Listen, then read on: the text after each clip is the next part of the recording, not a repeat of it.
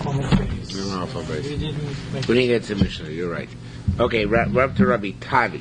I mean, the Mem Alpha base up to Rabbi Tavi. Rabbi Tavi Shariah said, time of Rabbi China. Rabbi China said they had a machlokes Rabbi China and Rabbi Yochanan last time. Rabbi China held that we talked about a case where there were two daughters and one son, and the first daughter to get married got a tenth of the property off the top, and the second daughter, then the son died. So anyway, the two they're going to inherit whatever property there is. So when the second daughter gets married, she says, "Well, I guess you'll get 10% off the top because I didn't get my 10% portion, or since they're dividing up whatever's left anyway equally, so she doesn't get an additional 10%. Because the whole purpose of the 10% was to give her something with which to get married, and since she has now anyway half of the entire remaining property, it's no point in giving her a tenth." So that's the machlokas. Rabbi China says she gets a tenth off the top before they split up the property. Rabbi Yochanan says she doesn't get a tenth off the top because she's getting enough property to marry herself off with. So Rabbi Tav Shem Yesha said, "Time Rabbi China said she gets a tenth off the top." The tenth with a girl, an orphan girl, gets in order to marry herself off is such a powerful concept that the rabbis made that it takes from the chasim mishubadim. In other words, all a person's property is underlien for that. Even if he sold off property during his lifetime, after his death, that property is redeemed in order to go to Isur Nechasim, right? In order to go to that extra tenth. So too, actually, I don't know if it's property he sold off, but property that his son sold off after the death. That means that if the son who inherited the property sold stuff off and there wasn't enough for Isur Nechasim, so we take it from property which is sold. So lo koshke mashal lefaneh, so if you take from property which is sold off, you certainly take from property which is still there. Rabbi Yochanan, however, Gedaita, Rabbi Yochanan was like his opinion. The Mar Rabbi Zira, Rabbi Zira said, Rabbi Yochanan lo gavi. Rabbi Yochanan Taka did not allow her to collect for her Isur Nechasim from the Chasim Mishubadim, from stuff which was already sold off by the son. Man Gavi, who does collect from the Chasim Mishubadim, Rabbi Chanina, and the Korban brings out a Girsa, Rabbi Ila as well, Gavi. They both collected from the Chasim Mishubadim, from property which they sold off. Rabbi Yasi Yispaket Gabe. Rabbi Yasi is given for safekeeping Meidol, movable property, the Yasmin of orphans.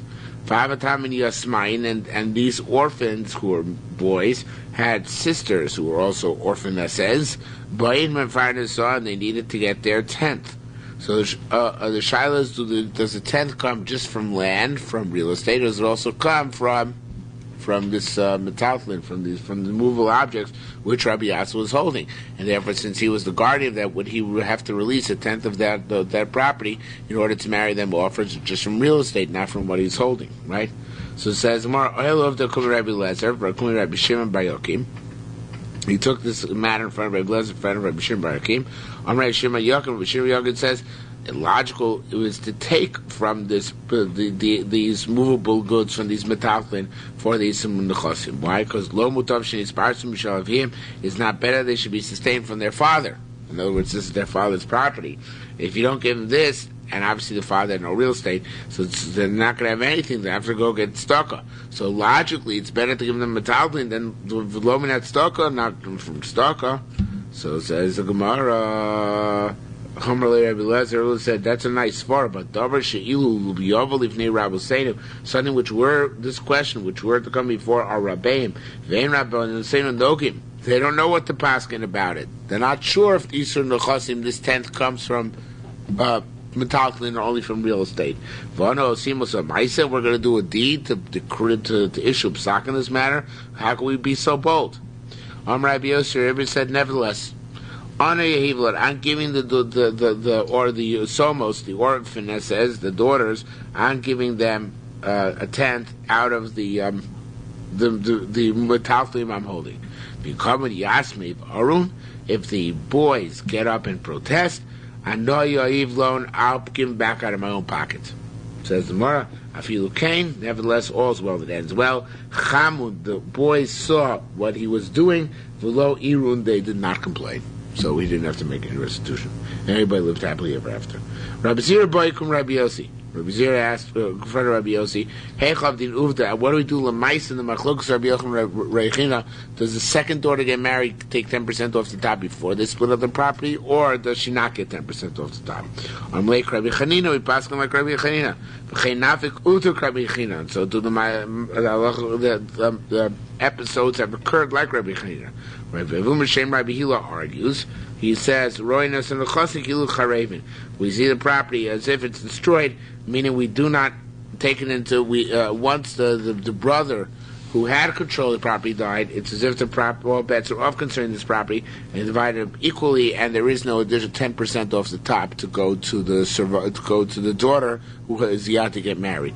It's interesting. The Ramah brings down that the Yerushalmi passes like Rabbi Chanina, and the Gra actually says we should pass like Rabbi Chanina, despite the fact that here it seems Rabbi Hilo argues, but I guess it said the line before V'nafik Uvda, Rabbi Chanina, that it came out that people did like Rabbi Chanina, that the second girl also got 10% before divided up the property, so that's the way it would seem to be passed in Allah L'maisa.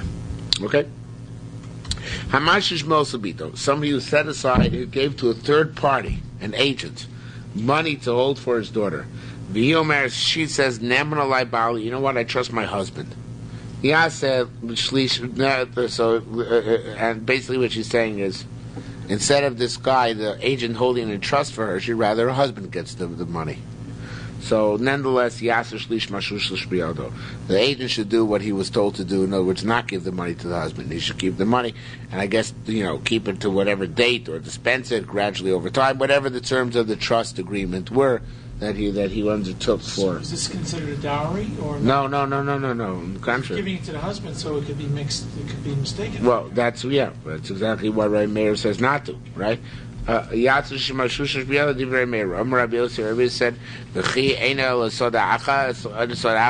let's say it's a field. It's like any other field. And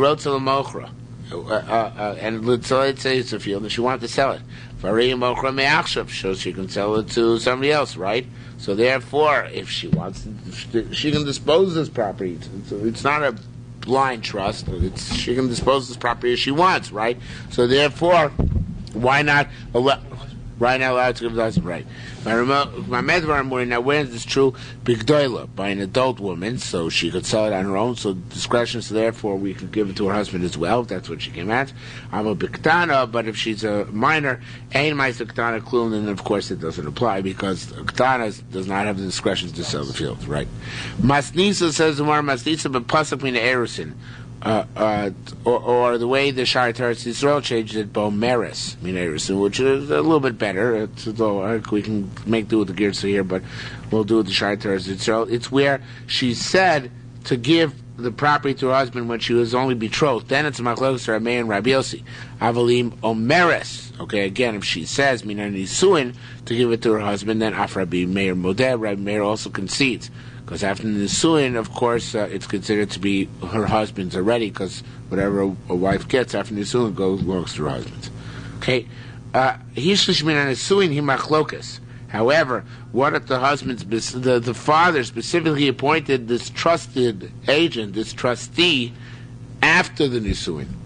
So that's a machlokas our main Rabbi Yossi. Because in that case, our main, the husband, the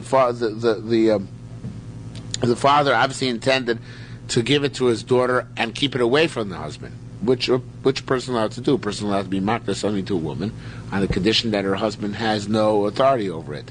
So that's the case. So it says Mayor, the trustee should not give it to the husband, keep it for himself, or dispense it according to whatever terms were given to him. According to Rabbi Yossi, since she has the right to give it to her husband, so therefore she directs to give it to her husband, we give it to the husband. We're talking about a Gedola here. Right, a Gedola is Nesua, right. Okay? After Nesua. There's a case, a very famous case that appears in the Valley a couple of times. The guy says, give it to my kids. It's talking about after his death. He says, give it to my kids, let's say it's called $10 a week. Family sell, but they need $20 a week. No Islam sellers. So we give them $20. We say the father made a mistake, he wasn't being accurate. However, he said, don't only give them $10.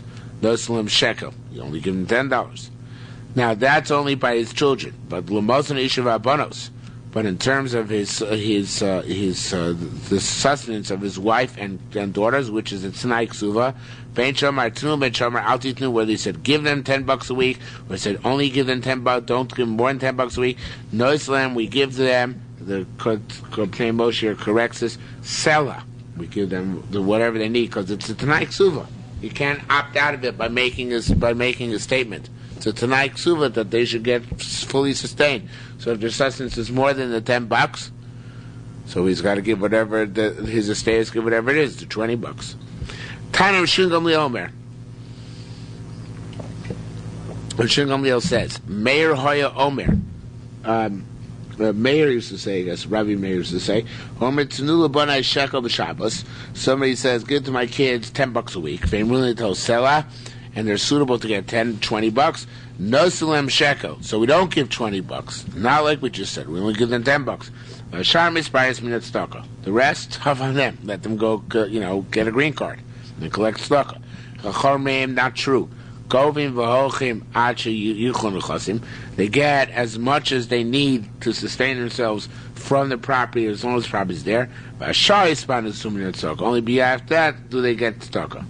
Rabbi Yosef said, "Hadab shita she'elto dechilfe." This question was resolved by Chilfe, who's Ilfa. It's a famous case of Ilfa. It's brought down the Bavli as well. Amrei, he said, so it should be the Amar, but it's the same with you. Amrei Esun al Gif Nara. I'm going to sit on either it's the slope of the river, or in the Bavli it means on the mast of a ship over the river. And I took an oath to Lafikis Misnaye that if somebody poses me a question, that I will not be able to bring out Misnaye to Rabbi Chia. Second night in a row. Did you stop by her house for a tea again? No, I got tied up on the line. I'm trying to order some books and I couldn't get through. It's the whole system. Oh boy. We're going to have to give you 40 lashes. So he says, Amrei this again, other pastor shelter that Yilfei, Amrei, he said, Estel gave now going to sit over the river. If I cannot deduce the source of any brisa, which Rabbi Chia said in the brises, because of course Rabbi Chia arranged the brises, min mas nisa from a Mishnah, then it should be either kuni lanara, let them throw me in a river. It's a favorite statement Ilfa made because Rabbi Yochanan went out to do work because they're impoverished, and Rabbi Yochanan heard a Baskel say go back, and he went back and became Rosh Hashiva, and Ilfa went and he continued to work. He continued working, and he came back and they made fun of him. They said, yeah, you could have stayed, you could have become Rosh Hashiva, right? Little did they know that he could have supported the whole yeshiva on his own. Anyway, so he said he proved to them that he was learning the whole time. What he proved to them learning the whole time is that he had a special sheet of learning in which he found every brisa had an allusion in the Mishnah. Okay, if they told him any brisa, you could find an allusion to it in the Mishnah, because of course the principle of the Mishnah is that the Mishnah is called Torah Kula, that all Torah Sheba'al Peh has its roots in the Mishnah, and Ilfa studied that to know how that worked. So he's called the Yerushalmi Kesuvos, of course, that's the same name. So in any event, he says here, so they asked him about this brisa, that the brisa which says that Tnu Shekel Lebanai, right? Give a $10 a week to my kid, and it says that certain circumstances give them still $20 a week if they deserve 20. In certain circumstances give 10 because he said 10. So they asked him, where's this Mishnah alluded to? Where's this price alluded to in the Mishnah? So he said, Ma'ava Meimar. What did he tell them? Yaseh Shlish Mashahu Shlish. It's alluded to in our Mishnah that sometimes we tell a trustee, even though the woman it makes sense in what she's saying, but nonetheless, the guy who set up the trust fund told you to file to give it to told the trustee to do a certain thing, so the trustee continues to do that, despite the fact that it would make sense the other way. Okay? So our Mishnah is the source for that price. Now, Meis Yershu Acherim. And this is a little bit, it's a little bit chosim in a sefer, a little bit missing here from the book. It says in that brisa, over there by the kids, if a guy says, Tanu shekel banai, give $10 a week to my kids, even though they're supposed to get they really need $20 if their budget is to be proper. But if there are other people there who are going to inherit after the sons, there are other heirs in line. So we say the father specifically meant $10 a week in order to leave a Yerusha to whoever else is going to get it afterwards. So therefore we cannot give them more than $10 a week. Right? Let's talk about there are other people who might potentially inherit afterwards. Okay? So it says the Gemara, Meis, therefore if the brother dies, then Yershu Acherim, other people will inherit. Now, says the Gemara, actually I made that brisa wrong. I said it wrong.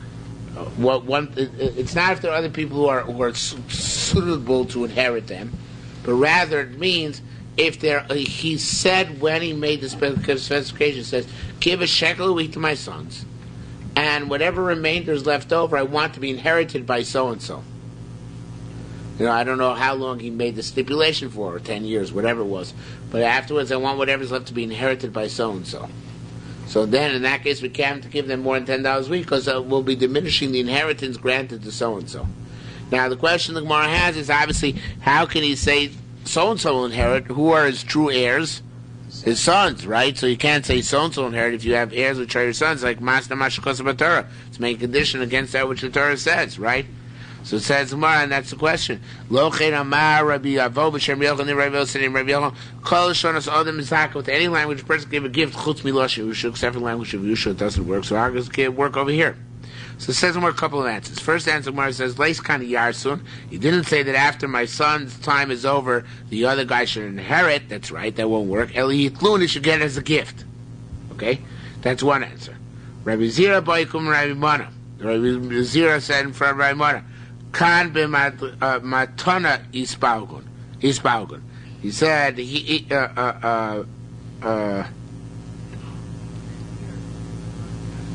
said here, we're talking not about Yerusha, but a gift. Why is that? Because of the following statement.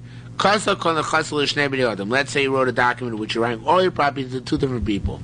Kachas, in other words, 50-50, I guess, or whatever breakup it is, it's not material, but you're writing all your property as a gift to two people, right? What if in the document you wrote to one a language of a gift, which is the proper language, and the other one you wrote a language of inheritance, which is improper language, because these people are not suitable to inherit you, obviously. So, do we divide it in half? Do we say both work? Do we say both don't work? So I'm Rabbi Lezer Mikevich Zacha Bo B'Lashon Matana. Since one, it's like amigo. Since half of the document was written in language of Matana, that works. So therefore, the other half, which is written in the language of Yerusha, works as well. Okay. So Rabbi Yochanan says Nirin Dvarim. Rabbi Yochanan says no. It seems to me B'Lashon Matana Zacha B'Lashon Yerusha Lo Zacha.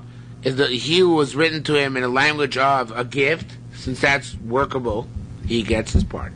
The one who was written to in a language of inheritance, since that's not workable, he doesn't get his part, right?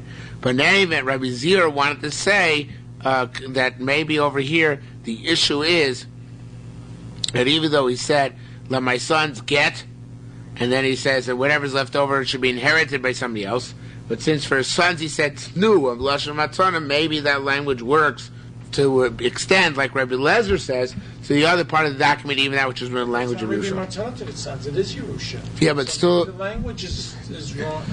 The act is correct, but the language is wrong. You're saying good, but nevertheless, even though it worked, because technically speaking, the word tnu means matana. Even though you're right, it should have been Yerusha kids.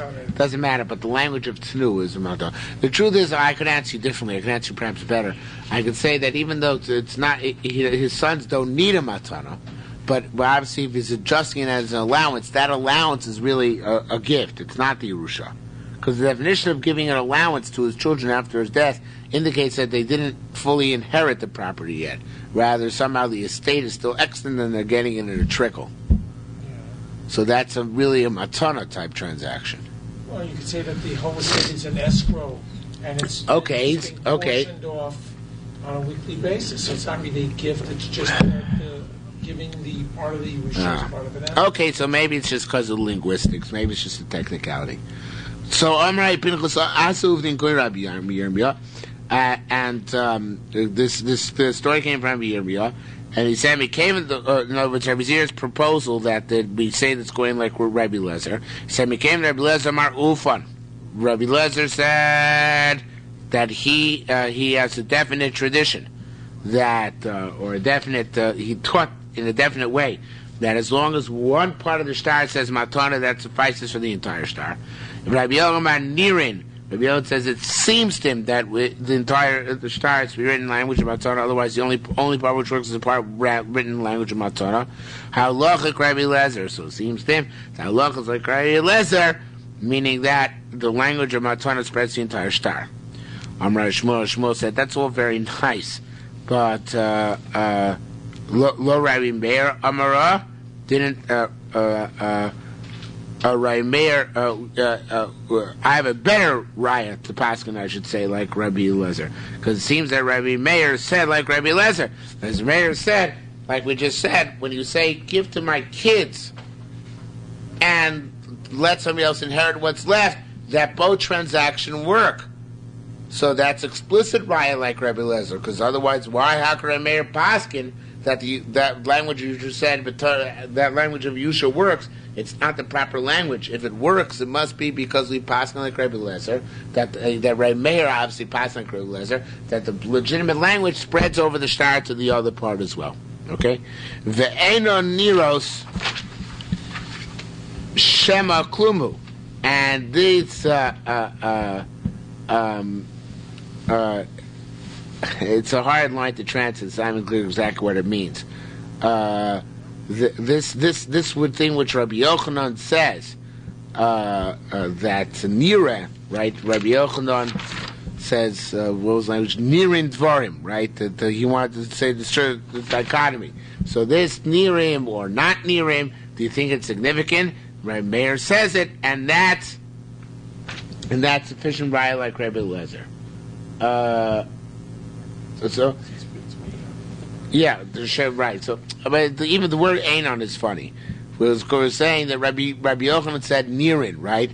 So it should say "v'nirin shema klumi." You think the fact that Rabbi Yochanan says, "Well, it seems to him makes a difference." If Rabbi Meir explicitly goes to Rabbi Lezer, I'm not sure how the "einon" works in, right? Because Rabbi Meir didn't say "einon nirin," Rabbi Meir said "nirin."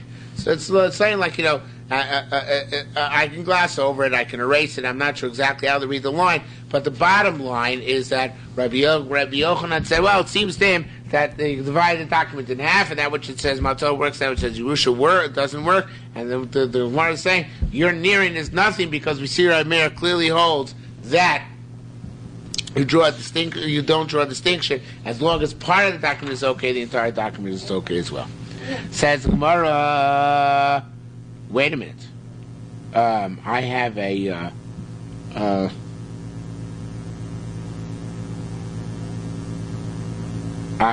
a Mishnah which goes like Rabbi Yochanan. Oh no, sorry. No, well, almost made a big mistake. And I'll bring you proof that I don't pass Rabbi Yochanan as a Mishnah against him. That's about to bring proof that we don't pass it. I can't even see him.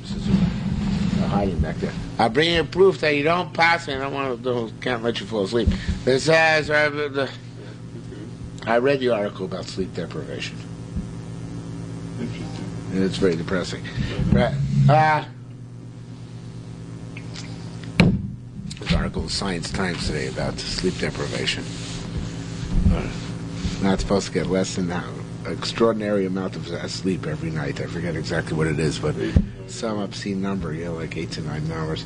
All right. Some obscene. It's fantasy. Yeah. Okay, I don't know how. Otherwise, you can get fat.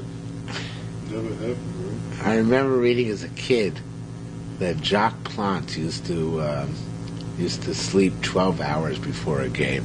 Really? Before he used to play. I can't imagine how anybody would sleep 12 hours straight anymore.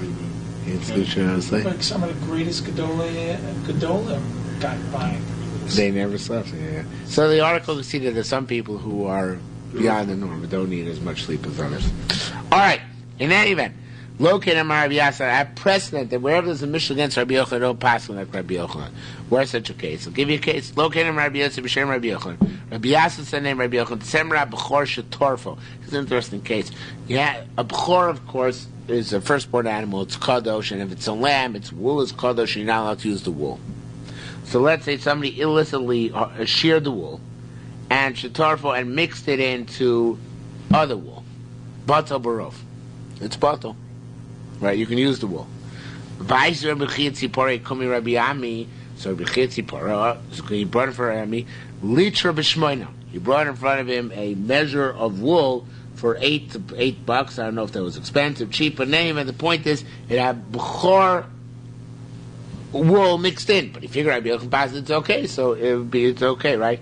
For lo horele, but he wouldn't pass him. Rabbi Ami would not pass him leheter. The Mar Rabbi Yasa, because Rabbi Yasa said, although Rabbi Yochanan said Tzmutul Masdisa, is not a Mishnah. Ha'oreg mole asit mitzemra b'chor. If somebody weaves a sit, which is like a between the thumb and the forefinger full of between mitzemra b'chor from the wool of a b'chor b'beged in a garment, idolek habeged, the entire garment has to be burnt. Miser Nazir, if he puts the same amount of the hair of a Nazir, we pet the chamor, or the hair of a firstborn donkey, which is not be redeemed, besak, in cashmere, you don't like a sack. You got to burn the sack, right? So here we see quite clearly not like Rabbi Yochanan, right? Is that not clear? So we've done paskin like Rabbi Yochanan. Now, what Rabbi Yochanan, there the Gemara is obviously doesn't deal with the Gemara here. Obviously doesn't deal with it, but unfortunately, say what tackle does Rabbi Yochanan hold? What Rabbi Yochanan do with this Mishnah? Seems to be exclusive Mishnah against him. Mela in our Mishnah over here, where it says that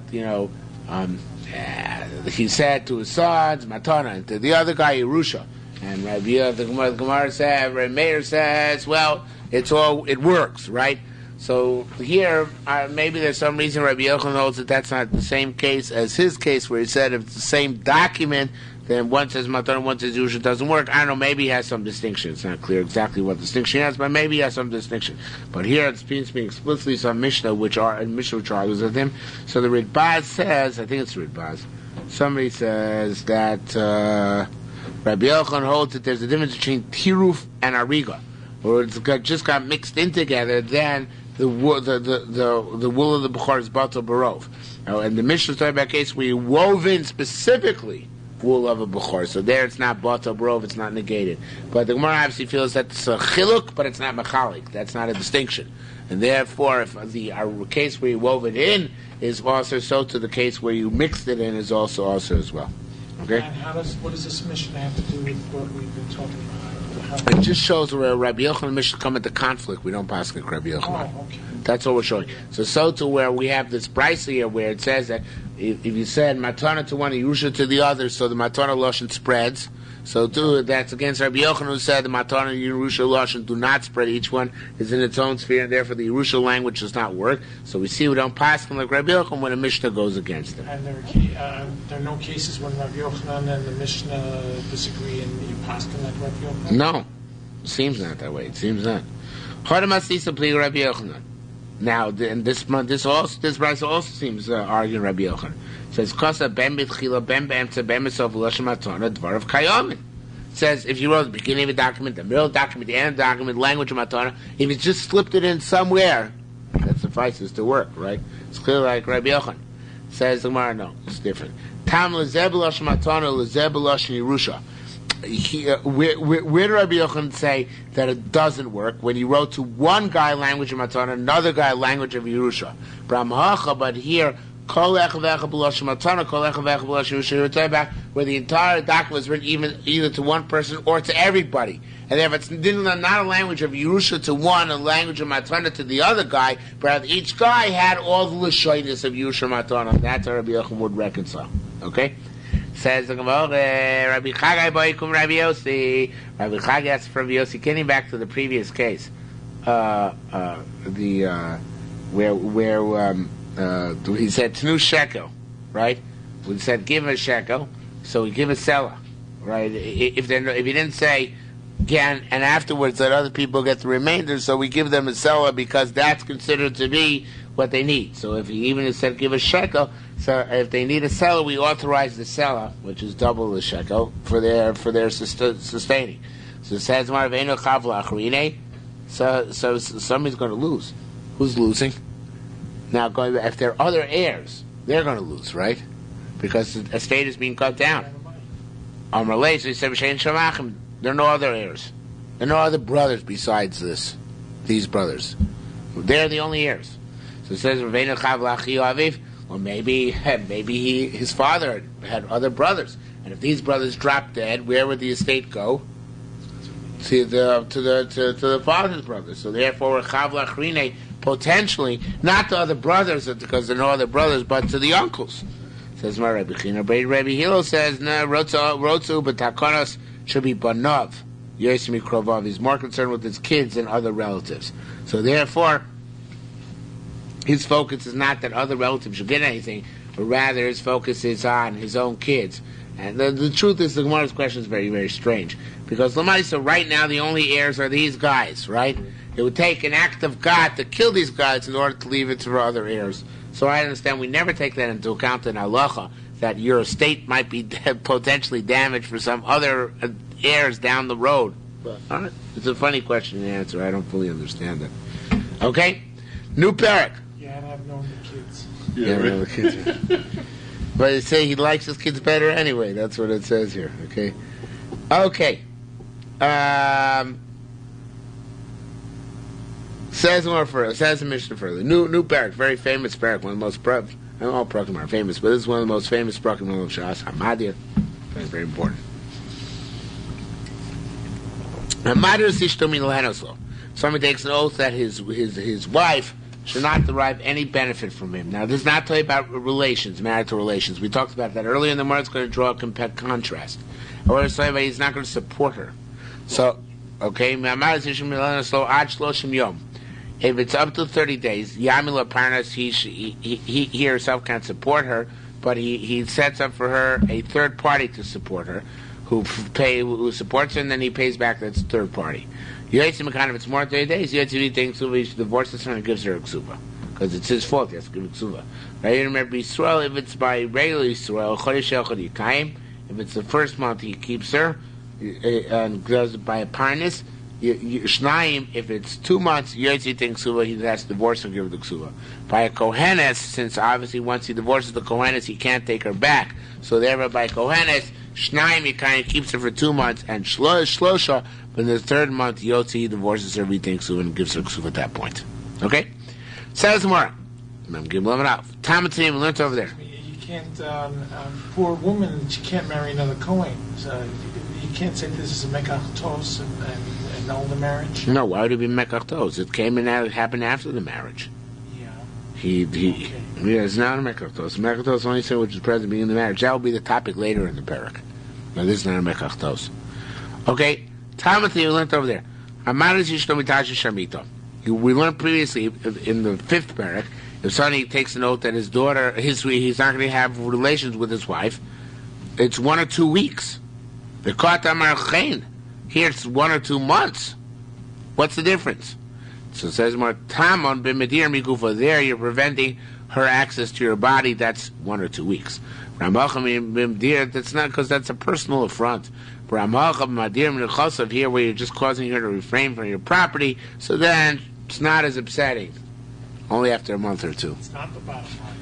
Right? It's the opposite bottom line. That's right. Apparently, Gashmis is even more important than the bottom line. Yeah. Yeshadam, there you go. Yeshadam neither shali froz chavos. It says minus 10. He owes the money. How can he's obligated? How can he take an oath not to pay up his obligation? Right? If I owe you $1 million, I take an oath I'm not going to pay for you. I can't pay. I'm not supposed to pay for you. Of course, I'm supposed to pay for you. Rabbi Yitzchak said a fascinating answer. He came and see the Gasha every day. He could say, "Well, tomorrow I'm going to divorce you. Veliti l'ksuva, I'm going to give you your ksuva, and they won't have to mind mezuzah. I don't have to give you your mazonos. So kamishem b'chov, it's as if I don't owe anything. It's a fascinating concept. In other words, owing something is if I have an outstanding obligation, but each day is a new obligation because each day I could divorce her any day, right? That's right. So why? So you can't say I'm under my obligation. I could divorce her. Isn't it a great answer? But he has to pay the ksuv anyway. True. So say, okay, the ksuv I'm obligated to you, but not mizonos. Right? Because I can divorce you every day. So therefore, each day he under. Not. So he should retroactively pay the day before his mizonos. You're saying good. We'll get there. Says the Gemara. Uteo Shevet. Okay, so fine. Let her wait till tomorrow. Being Girish, if he divorces her, she'll get a ksuba. Being Laban, if not, Yalula Mizonos. So now he didn't divorce her. He's got to pay her for it, right? That's really your question, right? So if he divorced her, so he has to give a ksuba, so no Mizonos. But now, at least on the day before, when he didn't give Mizonos, she's mechuyev to give Mizonos, right? Because he didn't divorce her yet. So says the Gemara, a very interesting answer. Command Amar ein Mizonos isha midvar Torah. This is great, like the people chose Mizonos isha is not the Raisa. In Mizonos isha is the Raisa, you can't take a netter to undermine it. And if you owe a person money the Raisa, you can't take a netter to undermine it. But here the owing of Mizonos is only the Rabbana. So therefore a netter can undermine it. It's not a bona fide obligation. It's one the rabbis placed upon you. You can take a netter and undermine it. Okay, so the netter takes effect.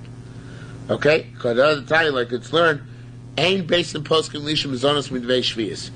Basin does not stay if a man's got money which he made off of selling Shemitah fruit.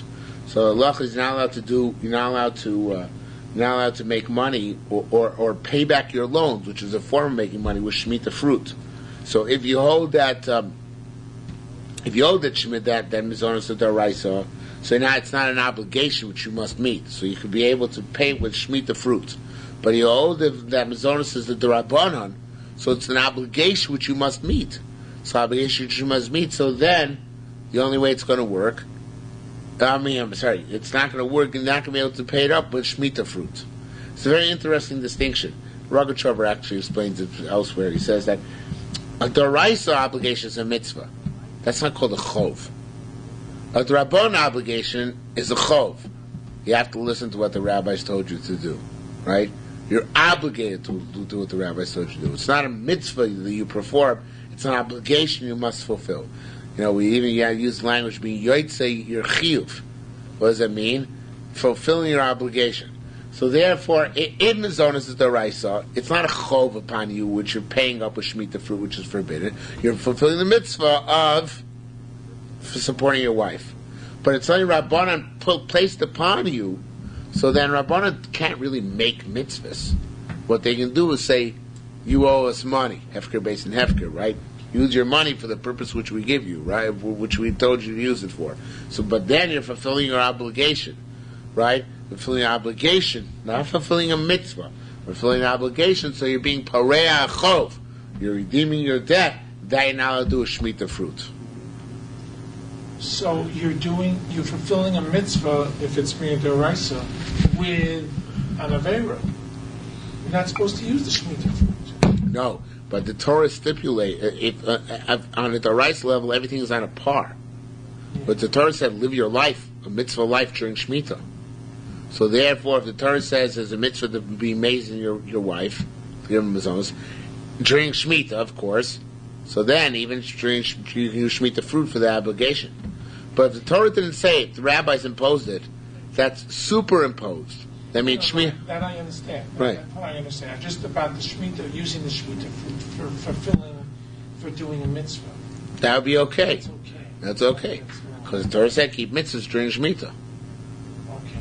But the rabbinic mitzvah doesn't have that same level of okay? Yeah. Okay. Now, what if you sold the Shemitah fruit and used the money to support your wife? That you can't do. The kedusha transfers to the money. Okay, that's what we're saying. That we say b'dmei shvis, even from the fruit, from the money of shvis. It says here. So, so any basic place for lisha mizos, basic can't stipulate obligations. Lisha mizos b'dmei shvis, but when she's at home. Of course, she can eat the food with him in the house. That's not considered to be, fulfilling an obligation which the rabbis placed upon him. They're just eating together, or just like I can invite anybody else into my house to eat.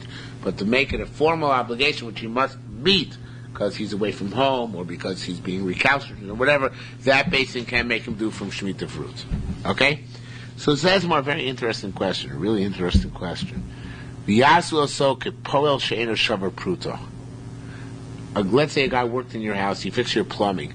He didn't own he didn't make a value of a pruta. So what do you do? You can't pay him money. How do you pay him? So it's a famous Gemara. The Gemara says that Eov, when he used to have a worker who used to work with less than a pruta, he used to buy a loaf of bread for a pruta, and whatever amount of a pruta he worked, he used to cut the bread to that amount and give him that piece of bread. So that you'd be allowed to do with Shemitah fruit, because you're not fulfilling an obligation. Because the obligation only begins at what level? Over a pruta, right. You're not obligated for less than a pruta. So therefore, if it's not obligated for less than a pruta, of course, you can pay anyway. But theoretically, we say less than shar pruta is really nimchal. It doesn't count. So it's like an obligation to a worker who hasn't worked a shava pruta. That you're not fulfilling an obligation. And the truth is there would be some logic to that. Because it's not a monetary obligation, it's a rabbinic command, right? So therefore it shouldn't be measured by its monetary component, it should be measured by its necessity as part and parcel of the Jewish religion. And therefore maybe we could say, could make the argument that you could use Shemitah fruit for that purpose.